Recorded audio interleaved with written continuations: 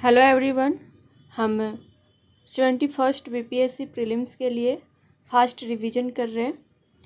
आज का टॉपिक है भारतीय संविधान की अनुसूची। इससे रिलेटेड कई बार एग्जाम में क्वेश्चन पूछे जाते हैं, तो चलिए स्टार्ट करते हैं। प्रथम अनुसूची, भारतीय संघ के घटक राज्यों 28 राज्य एवं संघ शासित 8 क्षेत्रों का उल्लेख किया गया है। तो इसको ध्यान में रखिएगा। प्रथम अनुसूची में क्या उल्लेख किया गया है कि भारतीय संघ के घटक राज्यों एवं संघ शासित क्षेत्रों का उल्लेख किया गया है। 69वें संविधान संशोधन अधिनियम के द्वारा दिल्ली को राष्ट्रीय राजधानी क्षेत्र का दर्जा दिया गया है। तो इसको भी ध्यान में रखना है, ये इम्पोर्टेंट हो जाता है। संशोधन 69वें संविधान संशोधन। द्वितीय अनुसूची, इसमें भारतीय राज्य व्यवस्था के विभिन्न पदाधिकारियों को प्राप्त होने वाले वेतन, भत्ते और पेंशन का उल्लेख किया गया है। तो आपके एग्जाम में पूछा जाता है कि विभिन्न पदाधिकारियों को प्राप्त होने वाले वेतन, भत्ते और पेंशन का उल्लेख किस अनुसूची में किया गया है। तो द्वितीय अनुसूची। जैसे विभिन्न पदाधिकारियों में कौन कौन से हो जाते हैं: राष्ट्रपति, राज्यपाल, लोकसभा के अध्यक्ष एवं उपाध्यक्ष, राज्यसभा के सभापति और उपसभापति, विधानसभा के अध्यक्ष और उपाध्यक्ष, विधान परिषद के सभापति और उपसभापति, उच्चतम न्यायालय, उच्च न्यायालयों के न्यायाधीशों और भारत के नियंत्रक महालेखा परीक्षक आदि का वेतन, भत्ता और पेंशन का उल्लेख किया गया है। किस अनुसूची में? द्वितीय अनुसूची में। तो इसको ध्यान में रखना है। नेक्स्ट है तृतीय अनुसूची। इसमें विभिन्न पदाधिकारियों, मंत्री, उच्चतम एवं उच्च न्यायालयों के न्यायाधीशों द्वारा पद ग्रहण के समय ली जाने वाली शपथ का उल्लेख किया गया है। तो यहाँ ध्यान में रखना है कि तृतीय अनुसूची में शपथ ग्रहण का उल्लेख किया गया है और द्वितीय अनुसूची में वेतन, भत्ता एंड पेंशन का उल्लेख किया गया है। नेक्स्ट है चौथी अनुसूची। इसमें विभिन्न राज्यों और संघ क्षेत्रों की राज्यसभा में प्रतिनिधित्व का विवरण दिया गया है। तो इसको ध्यान में रखना है। विभिन्न राज्यों और संघीय क्षेत्रों की राज्यसभा में प्रतिनिधित्व का विवरण किस अनुसूची में दिया गया है? यह अनुसूची चौथी अनुसूची में दिया गया है। नेक्स्ट है पांचवी अनुसूची। विभिन्न अनुसूचित क्षेत्रों और प्लस अनुसूचित जनजाति के प्रशासन प्लस नियंत्रण के बारे में उल्लेख किया गया है। तो इसको भी ध्यान में रखना है कि पांचवी अनुसूची में किसका उल्लेख किया गया है? विभिन्न अनुसूचित क्षेत्रों प्लस अनुसूचित जनजाति के प्रशासन और नियंत्रण के बारे में उल्लेख किया गया है। किस अनुसूची में? पांचवी अनुसूची में। तो इसको ध्यान में रखिएगा। नेक्स्ट है छठी अनुसूची। छठी अनुसूची में क्या उल्लेख किया गया है? असम, मेघालय, त्रिपुरा और मिजोरम के जनजाति क्षेत्रों के प्रशासन के बारे में दिया गया है। तो यहाँ ध्यान में रखना है, छठी अनुसूची में ये जो स्पेसिफिक स्टेट है, असम, मेघालय, त्रिपुरा, मिजोरम, इसको आप इस तरीके से ध्यान में रखिए। ATM², Assam, Tripura, Meghalaya, Mizoram, ATM²। तो ध्यान में रखिएगा, ठीक है। यहाँ के जनजाति क्षेत्रों के प्रशासन के बारे में प्रावधान दिया गया और पांचवी अनुसूची में जहाँ भी अनुसूचित क्षेत्र है, ठीक है, विभिन्न अनुसूचित क्षेत्र, एक स्पेसिफिक स्टेट नहीं दिया गया है। छठी अनुसूची में स्पेसिफिक स्टेट है कि असम, मेघालय, त्रिपुरा, मिजोरम, ये चार ही स्टेट के जनजाति क्षेत्रों के प्रशासन के बारे में छठी अनुसूची में प्रावधान है। लेकिन पांचवी अनुसूची में विभिन्न अनुसूचित क्षेत्रों, अनुसूचित जनजाति के प्रशासन प्लस नियंत्रण के बारे में उल्लेख किया गया है। नेक्स्ट है सातवीं अनुसूची। केंद्र प्लस राज्यों के बीच शक्तियों के बंटवारे के बारे में उल्लेख किया गया है। तो अगर आपसे पूछा जाए सातवीं अनुसूची में क्या है, तो केंद्र और राज्यों के बीच शक्तियों के बंटवारे के बारे में उल्लेख किया गया है। सरकारों द्वारा शुल्क प्लस कर लगाने के अधिकारों का उल्लेख है। इसमें 3 सूचियाँ कौन कौन सी है? संघ सूची। संघ सूची मतलब क्या है कि केंद्र सरकार कानून बनाती है, ठीक है, और इसमें टोटल 100 विषय हैं, 100 विषय हैं। इसमें कौन कौन से विषय हो जाते हैं? देश की प्रतिरक्षा, विदेशी मामले, ठीक है, युद्ध एवं शांति, रेल, डाक तथा तार, मुद्रा, बैंकिंग, परमाणु शक्ति आदि।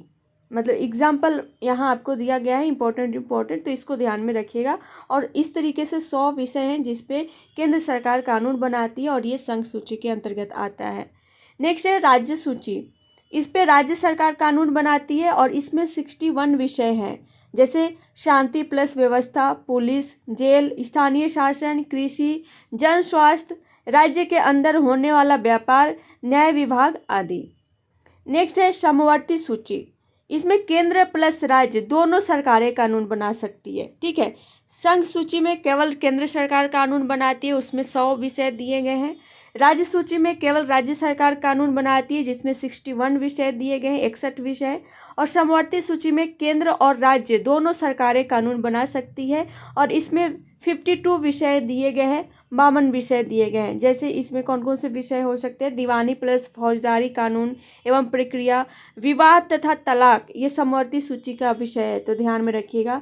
शिक्षा, आर्थिक नियोजन, बिजली, समाचार पत्र, श्रमिक संघ, वन आदि, ये सारे समवर्ती सूची के विषय हैं, तो ध्यान में रखिएगा। नेक्स्ट है 8वीं अनुसूची। इसमें भारत के 22 भाषाओं का उल्लेख किए गए हैं, ठीक है।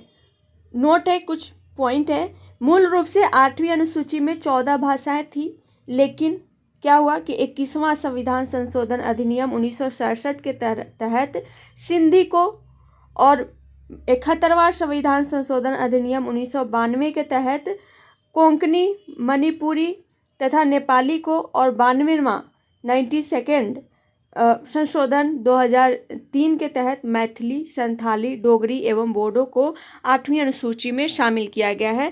तो ये इम्पोर्टेंट हो जाता है, कभी कभी पूछ लिया जाता है कि मैथिली, अगर बीपीएससी की तैयारी कर रहे हैं तो मैथिली तो बिहार का ही भाषा है ना, तो मैथिली को 8वीं अनुसूची में किस संविधान संशोधन के तहत जोड़ा गया है, शामिल किया गया है, तो इम्पोर्टेंट हो जाता है। कौन से संविधान संशोधन हो जाएगा? 92वां 92nd संविधान संशोधन के तहत मैथिली, संथाली, डोगरी और बोडो, ये 4 भाषा को शामिल किया गया है 8वीं अनुसूची में। 71वां संविधान संशोधन के तहत कोंकणी, मणिपुरी, नेपाली को शामिल किया गया है 8वीं अनुसूची में, और 21वां संविधान संशोधन अधिनियम 1967 के तहत सिंधी को 8वीं अनुसूची में शामिल किया गया है। और मूल रूप से 8वीं अनुसूची में 14 भाषाएं थी, लेकिन अब कितने हो गए? अब 22 भाषाएं हैं, तो इसको ध्यान में रखिएगा। नेक्स्ट है 9वीं अनुसूची। तो इसमें प्रथम संविधान संशोधन अधिनियम 1951 ईस्वी के द्वारा संविधान में जोड़ी गई है, ठीक है। राज्य द्वारा संपत्ति के अधिग्रहण की विधियों का उल्लेख किया गया है इसमें, तो ये भी ध्यान में रखिएगा कि राज्य द्वारा संपत्तियों के अधिग्रहण की विधियों का उल्लेख किस अनुसूची में किया गया है? तो 9वीं अनुसूची। इस अनुसूची में सम्मिलित विषयों को न्यायालय में चुनौती नहीं दी जा सकती है, ठीक है। इसको हम न्यायालय में चुनौती नहीं दे सकते हैं, और इसको ये भी कई बार एग्जाम में पूछे गए हैं कि 9वीं अनुसूची को किस संविधान संशोधन अधिनियम के द्वारा इसमें जोड़ा गया है? तो प्रथम संविधान संशोधन अधिनियम। और कभी कभी ये भी पूछ लिया जाता है कि उस टाइम भारत के प्रधानमंत्री कौन थे? तो पंडित जवाहरलाल नेहरू उस टाइम भारत के प्रधानमंत्री थे। नेक्स्ट है 10वीं अनुसूची। तो संविधान में 92वां 52nd संशोधन अधिनियम 1985 ईस्वी के द्वारा जोड़ी गई है। दल बदल से संबंधित प्रावधानों का उल्लेख है इसमें, ठीक है। नेक्स्ट है 11वीं सूची। संविधान के 73वें संशोधन अधिनियम 1993 द्वारा ईस्वी के द्वारा जोड़ी गई है। पंचायती राज संस्थाओं को कार्य करने के लिए 29 विषय प्रदान किए गए हैं, तो इसको ध्यान में रखिएगा। नेक्स्ट है 12वीं अनुसूची। तो संविधान में 74वें संविधान संशोधन अधिनियम 1993 ईस्वी के द्वारा जोड़ी गई है। शहरी क्षेत्र की स्थानीय स्वशासन संस्थाओं को कार्य करने के लिए 18 विषय प्रदान किए गए हैं। तो यहाँ ये दोनों में डिफरेंस ये है कि 11वीं अनुसूची जो है वो पंचायती राज संस्था है, ठीक है, मतलब ग्रामीण क्षेत्र के स्थानीय निकाय के लिए है, और इसमें टोटल 29 विषय हैं, 29 विषय हैं। और 12वीं अनुसूची जैसे नगर पालिका हो गया, मतलब शहरी क्षेत्र की स्थानीय स्वशासन संस्थाओं को कार्य करने के लिए प्रदान किया गया टोटल 18 विषय।